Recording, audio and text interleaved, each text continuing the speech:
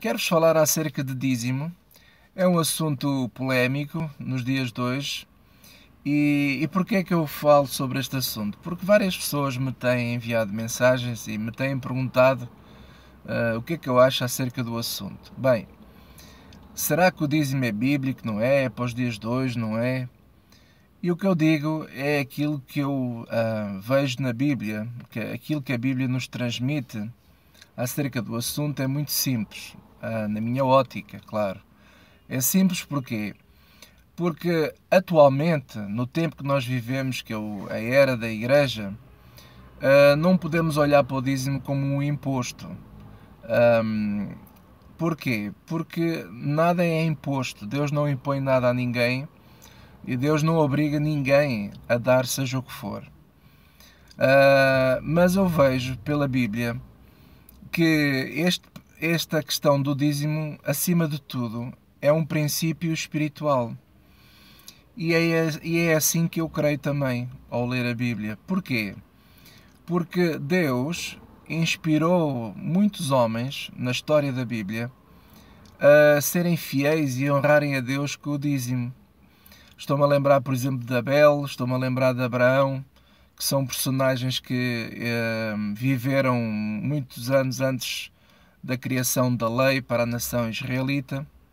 Essa lei que foi tratada e escrita por Moisés. E essas pessoas, antes da lei, viveram cumprindo esse princípio espiritual, não como um imposto, não como uma obrigação, mas porque eles sentiam no coração o forte desejo de honrar a Deus.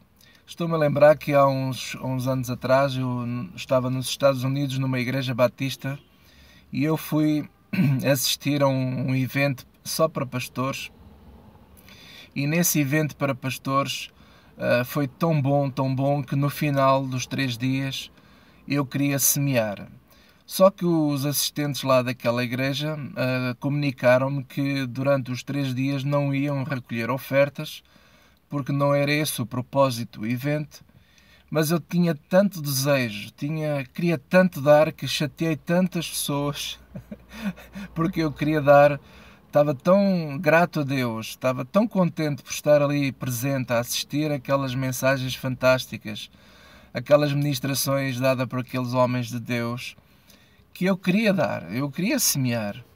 E então foi um problema, primeiro que eles me aceitassem aquilo que eu queria dar. Então, no fundo, nós quando damos porque o Espírito Santo coloca no nosso coração esse desejo de dar, esse desejo de partilhar aquilo que nós temos como um sentimento de honra.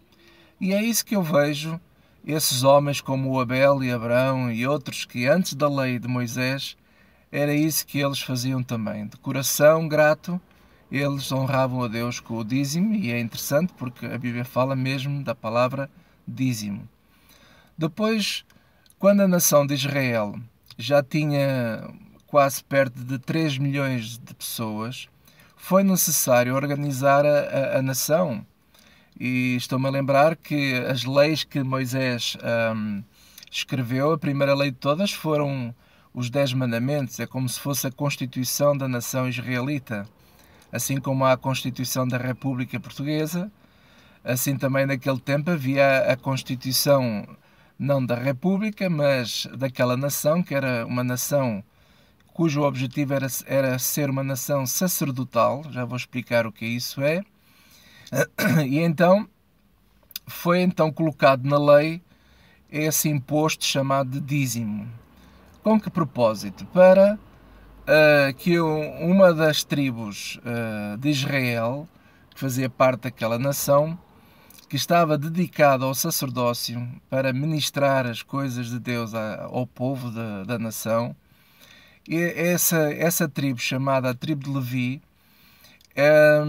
ela não podia ter direito à herança, aquele pessoal não podia fazer negócios, não tinham direito a terras, nem a criação de animais, etc. Eles estavam dedicados 100% ao sacerdócio. Porquê? Porque a nação israelita e o objetivo de Deus com Israel era com que eles vivessem num regime sacerdotal, não de república, não de monarquia, não é? Mas sim que fosse uma nação sacerdotal. Então haviam 12 tribos e uma delas, a tal tribo de Levi, estava dedicado ao sacerdócio para ministrar as coisas santas de Deus ao resto da nação. É como se eles fossem uma espécie de funcionários públicos que estavam separados para apoiar e ministrar a nação na área espiritual, e então Deus deu instruções na altura a Moisés para que fosse colocado esse princípio espiritual, o dízimo, como um imposto, uma obrigatoriedade em que toda a nação, todas as outras 11 tribos tinham que participar com esse donativo. Até que mais tarde você pode ler no livro de Malaquias aquela passagem muito conhecida de Malaquias 3:10, não é? Onde a Bíblia diz: trazei todos os dízimos à casa do tesouro, à casa do tesouro. Muitas pessoas gostam de usar essa passagem para demonstrar a igreja, que é para trazer o dízimo à igreja. Mas a casa do tesouro não fala de igreja. A casa do tesouro é como se fosse, por exemplo, no Brasil, fala lá da casa da fazenda. Aqui em Portugal é como se fosse a repartição de finanças, onde eles coletam os impostos da nação, e então isso é a casa do tesouro. É onde os levitas teriam que usar dos bens que a nação trazia para que eles pudessem comer, claro, e ter pão em casa e viver a sua vida, porque eles, como eu já mencionei, não tinham direito à herança, nem tinham direito a fazer negócios, nada. Estavam dedicados 100% à causa de Deus, ao sacerdócio, para ministrar as coisas santas de Deus ao resto da nação. Quando Jesus veio, Jesus não falou nada contra o dízimo, pelo contrário, reforçou. Há uma passagem muito conhecida também em Mateus 23, no versículo 23, não é? Quando ele fala aos fariseus, que os fariseus eram pessoas que dizimavam tudo e mais alguma coisa, até as ervas aromáticas eles dizimavam, mas depois eles não usavam de misericórdia, nem de amor, nem de compreensão para com o povo. E Jesus então fez uma chamada de atenção, que o mais importante era de facto o amor, a compreensão, a tolerância, que por vezes nós temos que ter, não é? Quando nós estamos a lidar com uma nação inteira, mas também não proibiu de pessoa continuar a trazer o dízimo, na altura ainda era considerado um imposto. Com a morte de Jesus e a ressurreição de Jesus, nasce a Igreja.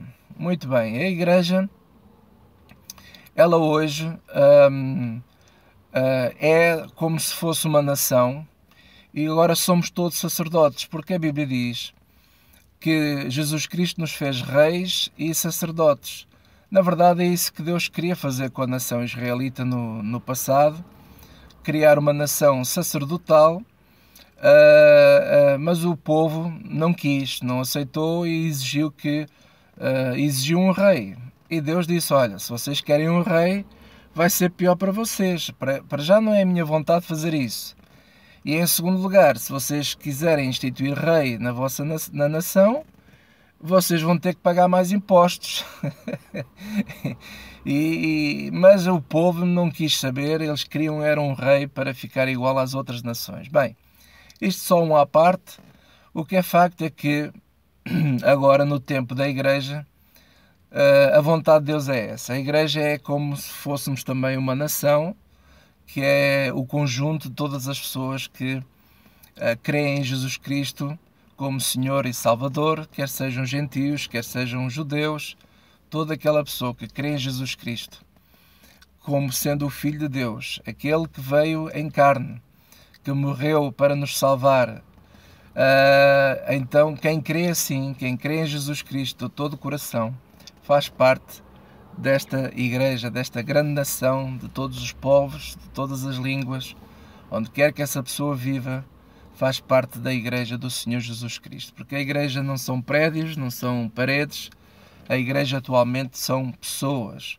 Por isso é que a Bíblia diz que nós hoje somos o templo do Espírito Santo. Então, meus amados, hoje, para que é que serve o dízimo então? Se nós já não estamos mais debaixo de lei, ainda por cima nós, estamos a falar aqui para Portugal, para os portugueses, nós não somos judeus, nem sequer temos esta lei, a lei de Moisés, sobre a nossa vida. Então o que é que nós devemos fazer? Bem, primeiro que tudo nós temos que entender o princípio do dízimo. Para que é que serve o dízimo? E assim de uma forma muito simplista, mas muito verdadeira, o dízimo serve para matar a fome. Por incrível que pareça, é isso que quer dizer. Porquê? Porque no tempo dos levitas, o dízimo servia exatamente para isso, para que os levitas e toda a sua família, salvo erro, eram cerca de 30 a 40 mil pessoas. Se eu estiver enganado, peço desculpa, mas penso que anda por aí os números dessas pessoas que pertenciam à tribo de Levi. Eles tinham que viver, eles tinham que comer. Então o dízimo servia para isso nessa altura. E hoje o dízimo serve exatamente, quem diz dízimo, diz ofertas, diz o que você quiser chamar. A igreja hoje, o que é que ela deve fazer com os donativos que recebe? Bem, se você for ler o livro de Atos, você vê lá em Atos, no início da igreja, as pessoas até vendiam os seus terrenos, as suas casas e traziam o dinheiro de tudo, entregavam o dinheiro na igreja, nas mãos dos apóstolos, conforme a Bíblia lá fala, e eles geriam esse dinheiro ajudando mutuamente, ajudando as pessoas, de tal maneira que não faltava nada a ninguém, em nenhuma família cristã, naquela altura tinha falta de seja do que fosse, porque o dinheiro que circulava nas mãos da igreja era para ajudar uns aos outros. E às vezes eu vejo pessoas a criticar o dízimo, 10%, isso já não é para os dias de hoje. Olha, naquele tempo, no tempo em que a igreja começou, estamos a falar da era da igreja, eles davam tudo, meus amigos, eles davam tudo. Se você quiser levar isto à letra, então já nem é 10%, olha, é tudo. É tudo que você possa imaginar. Mas pronto, o que eu quero dizer acima de tudo é a questão. O dinheiro deve ser usado para ajudar as famílias cristãs, para ajudar os crentes. Por isso é que Jesus disse que Ele nos deu um novo mandamento, que vos ameis uns aos outros, e como Ele também nos amou. Nisto conhecerão que sois meus discípulos, se vos amardes uns aos outros. Este amor não é amar o mundo, é amar a família de Deus, aqueles que já são crentes, aqueles que já entregaram a sua vida a Jesus Cristo e o receberam como Senhor e Salvador, os que creem em Jesus Cristo como Senhor e Salvador, esses fazem parte da família de Deus, esses são a Igreja de Deus. E os bens que circulam